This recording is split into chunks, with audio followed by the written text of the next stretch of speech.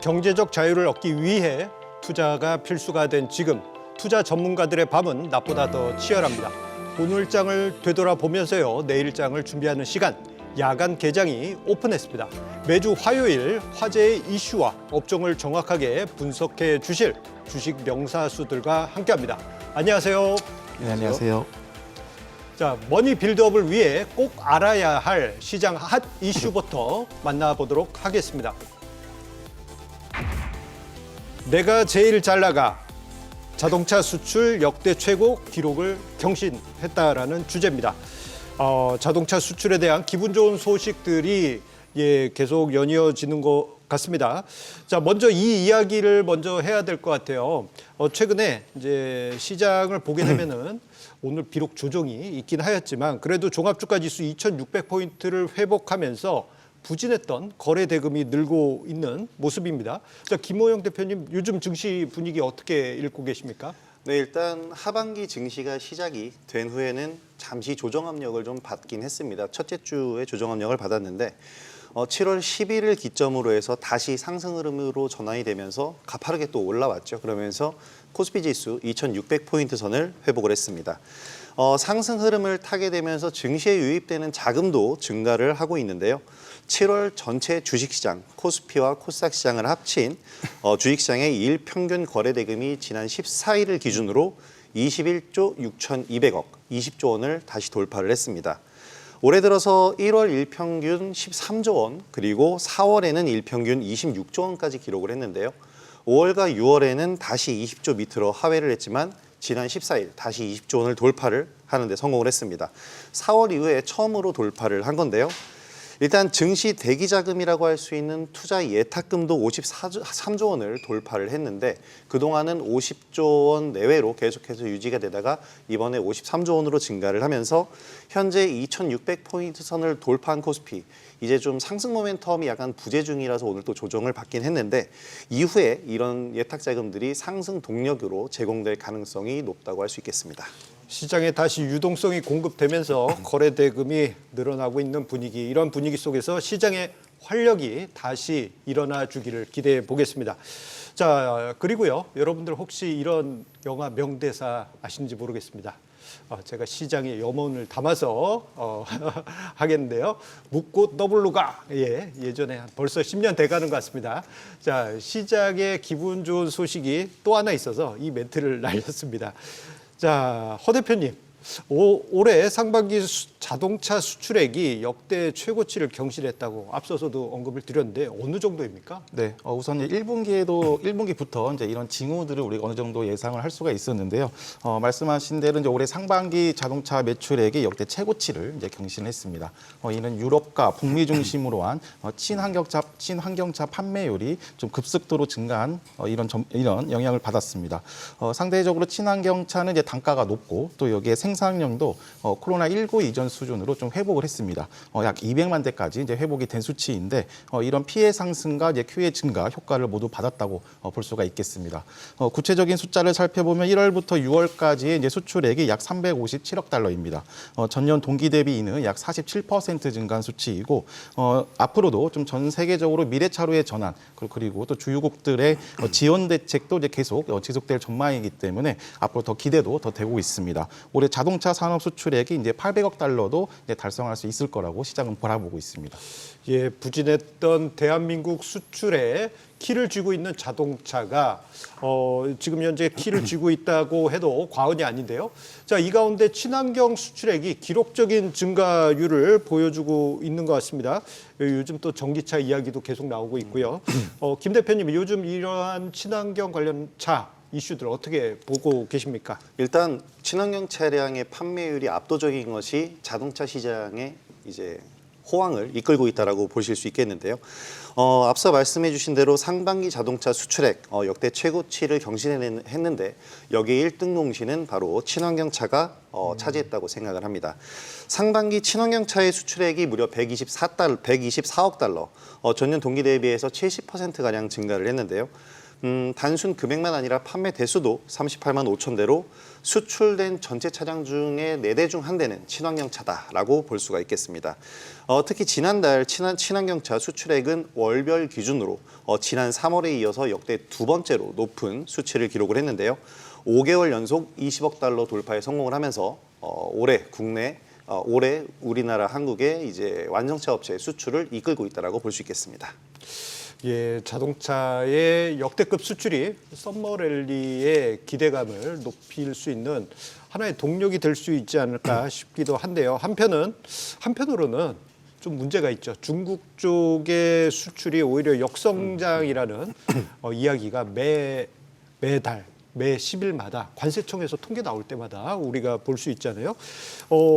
여기에다가 중국의 경기 부진 이야기도 계속 언급이 되고 있고, 한편으로는 자동차 수출 전선에 뭔가 좀 부진한 부분이 있지 않을까, 그런 우려감도 있는 것 같습니다.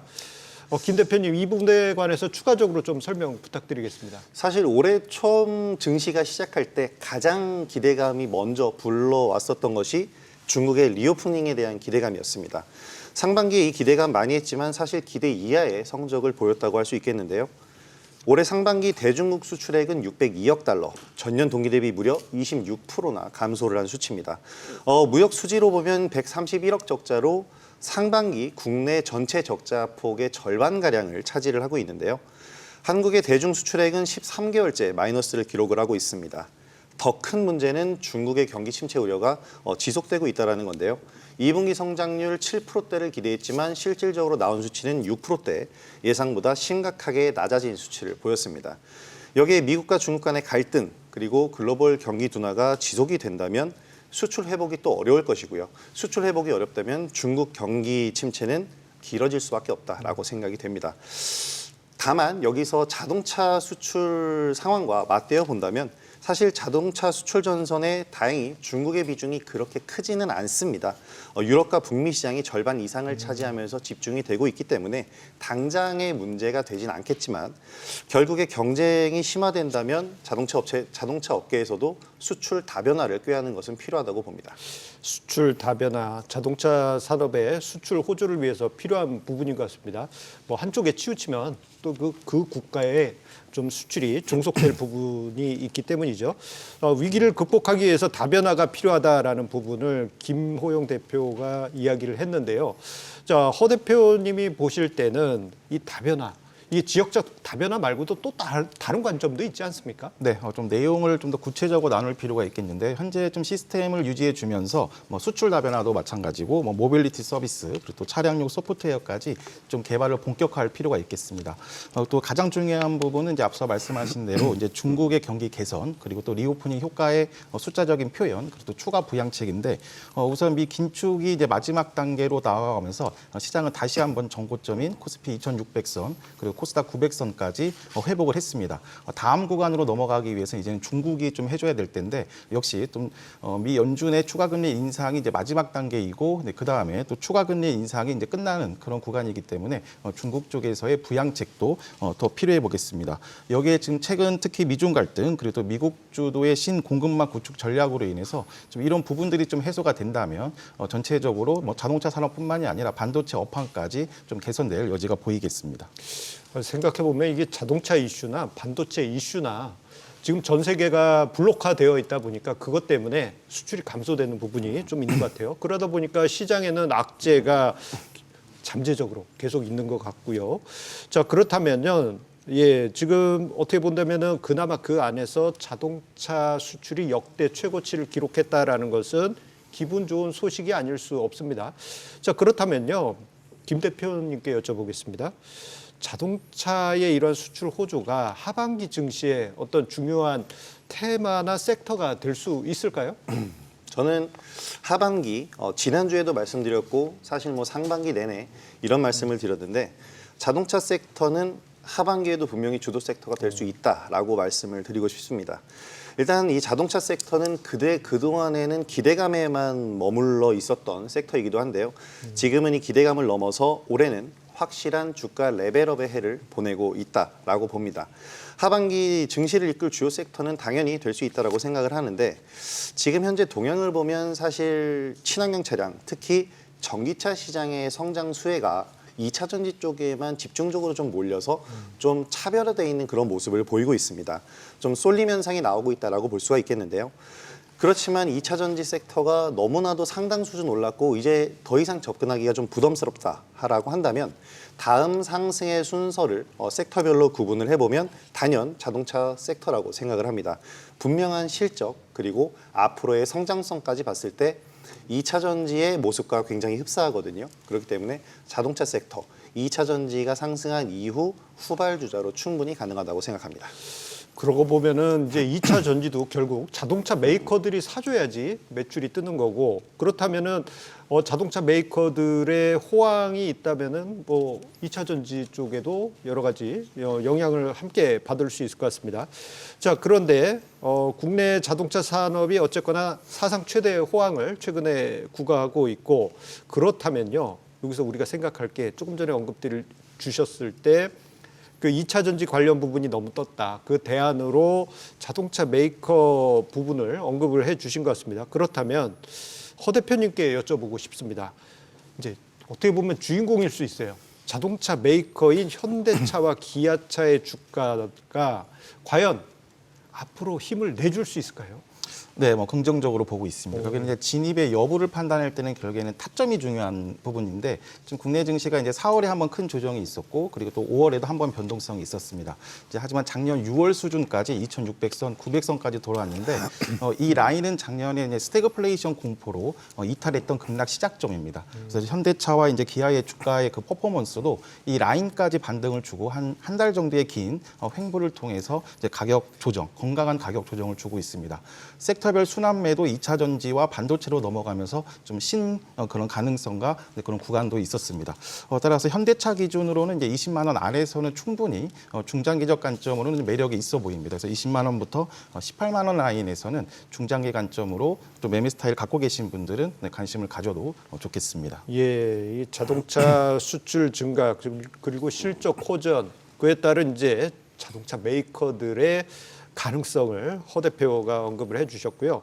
그리고 이제 자동차 수출의 역대 최고 기록을 달성한 데 있어서 가장 큰 몫을 담당했던 게 이제 친환경차가 아닐까 싶습니다.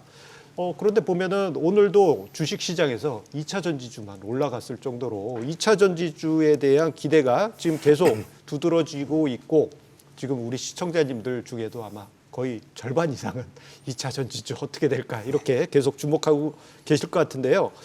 자, 우리 김 대표님은 2차 전지 섹터 계속 주목해야 될 섹터로 보고 계신가요? 앞서서 말씀드린 대로 이 친환경차 섹터가 성장하면서 자동차 부품보다는 2차 전지 쪽으로 수급이 쏠린다. 차별화된 모습이 나오고 있다. 너무 많이 올랐다. 이런 얘기를 드렸는데요. 사실 너무 많이 오른 거는 사실입니다. 사실이지만 사실 이 2차 전지 뭐 다 올랐어요. 다 오르긴 했지만 그중에서도 에코프로의 독주를 빼먹을 수는 없을 것 같습니다. 에코프로가 독주를 하면서 오늘 시가총액 30조 원을 돌파를 했거든요. 좀 비상식적인 상승이다. 지금 상황에서 오늘도 14% 이상 급등을 하는 모습을 보였는데, 사실 에코프로 외에도 다른 종목들도 2차 전지 내에는 상당히 많은 좋은 종목들이 포진을 하고 있습니다. 그런데 지금 에코프로 덕에 다른 종목들도 많이 오르긴 했지만 에코프로에 비하면 많이 오르지 않았다라고 생각을 하거든요. 특히 포스코 그룹주 역시 최근에 많이 올라왔지만 포스코 그룹은 지금 현재 광양에 공장을 계속해서 설비를 갖추고 있는데 2025년까지 양극재 수직 계열화를 통한 효율성 증대, 그리고 이와 함께 매출액이 크게 증가할 것으로 기대감이 형성이 되고 있습니다. 사실 전기차 업종 내에서 특히 뭐 부품이라든지 여러 가지 분야가 있겠지만 2차 전지 섹터는 특히 이 소재 분야 쪽은 앞으로도 성장 가능성이 무궁무진하다라고 보는데요. 2030년까지 글로벌 시장에서 한국 기업들의 점유율 확대 지속적으로 증가할 것으로 예상이 되고 있기 때문에 지금 뭐 과열된 시장이 맞긴 맞습니다. 하지만 이 이후에도 조정 이후에 추가 상승이 나올 수도 있고요. 여기서 지지력을 잘 보이다가 2차 파동, 3차 파동이 또 나올 수 있는 것이기 때문에 2차 전지주들은 꾸준히 관심이 필요하다고 생각이 됩니다. 예, 요즘 2차 전지주를 보다 보면은 시장에 겸손해야 된다라는 생각이 들어요. 예, 뭐 2차 전지주 과열을 뭐 저도 살짝 하긴 했는데, 예, 정말 엄청난 기세가 계속 이어지고 있지 않습니까? 자, 그렇다면은 관련해서 예, 지금 시장에서 보면 한편으로는 해당 업종의 대장주가 너무 과열됐다. 다른 거 사야 되는 거 아니냐. 이런 복합적인 의견들이 있는데요. 자, 이러한 상황에서 기대되는 종목이 혹시 있다면 어떤 종목이 있을까요? 허 대표님 어떤 종목 생각하고 계신가요? 네, 우선 이제 지난주 방송에서 이제 2차 전지의 이제 이번 주 주도력을 이제 그 설명을 드렸고 강조드렸고 이제 금양과 PNT, 그러니까 리튬 관련주로는 이제 금양을 설명드렸습니다. 가격 기준으로 이제 95,000원 이하에서는 이제 매집이 가능하다 말씀을 드렸는데 이제 그 돌파 시작점 라인인 9만 원 초반부터 이제 신고가 랠리가 시작됐습니다. 이제 여기에 또 이제 실적 시즌을 맞아서 이제 그 2차 전지 안에서도 좀 장비 관련주를 좀 주목하자고 말씀을 드렸고 PNT를 제시드렸습니다. 역시 역사적 신고가가 이제 진행되고 있습니다. 현재 2차 전지의 소재, 부품, 장비, 시총 상위 종목군들의 흐름을 보면 평균치인 지수가 전고점에 다다랐기 때문에 시장 주도주인 섹터군 포함 주도주들은 이미 신고가 랠리를 시작되고 있습니다. 따라서 신고가 중인 종목들은 좀 가격 조정을 기다리고 덜 오른 종목군을 후속주로 접근하는 그런 매매 컨셉이 중요하겠습니다. 오늘 좀 관심 가질 필요가 있는 종목은 이제 강원에너지입니다. 역시 리튬 관련주인데요. 종속회사인 강원 이솔루션이 리튬과 첨가제 가공 등 소재 사업을 영위하면서 리튬 관련주로 편입된 종목입니다. 오늘 2차 전지 전반적인 강세 속에서 강원에너지도 전고점인 3만 원을 돌파 매물 소화를 하기 시작했습니다. 여기를 넘어서면 다시 한번 다시 직전 고점까지 추가 상승 여력이 충분한 타점이기 때문에 3만 원 아래에서는 매집하는 관점도 필요하겠습니다. 허회담 대표가 언급한 세 종목과 더불어서요. 김호영 대표도 관련한 어떤 종목들 눈여겨봐야 될 종목 어떤 걸 준비하셨을까요? 저는 2차 전지 내에서도 여러 섹터, 여러 분야가 있지 않습니까? 그중에서 전고체 관련주를 관심 있게 보고 있는데요. 2차 전지 내에서 좀 테마적인 색채를 띠고 있는 업종이라고 볼 수가 있겠습니다. 그중에서 종목적으로는 이수 스페셜티 케미컬을 보고 있는데요. 종목 이름이 조금 길고 어렵죠. 이 이수 스페셜티 케미컬은 지난 5월 31일 이수화학에서 인적 분할된 기업입니다. 이수화학에서 전고체 관련 사업체를 완전히 분리 독립을 시켰는데요.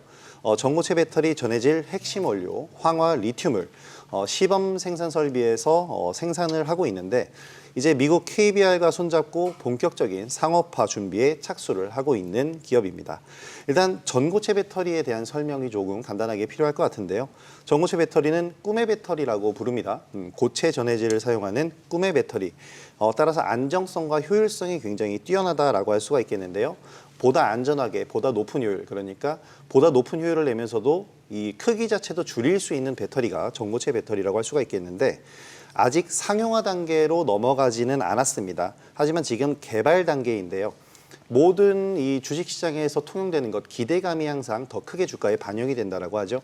그래서 개발 단계에서의 기대감 아직까지도 매우 크다라고 할 수가 있겠습니다. 따라서 분리 상장 이후에 이수 스페셜티 케미컬 주가가 사실 많이 오른 것은 사실입니다. 하지만 기대감 측면에서는 지금 현재 주봉상 위치를 봐도 2차 파동이 충분히 기대할 수 있는 상황이기 때문에 관심을 가져보시면 좋을 것 같습니다. 예, 이렇게 해서 이제 종목 부분도 살펴봤는데요.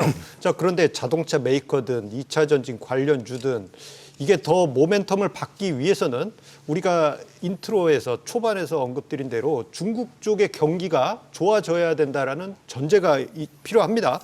자, 허 대표님께 여쭤보고 싶어요. 중국 경기 뭐 요즘 나쁜 이야기만 계속 나오는데 언제 정도 돌아설 수 있을까요? 네, 어차피 이제 주가의 퍼포먼스는 모멘텀이기 때문에 숫자로 표현되지 않더라도 새로운 또 추가적인 부양책만 시원하게 나온다면 다음 구간으로 이제 진입될 수 있다고 보고 있습니다.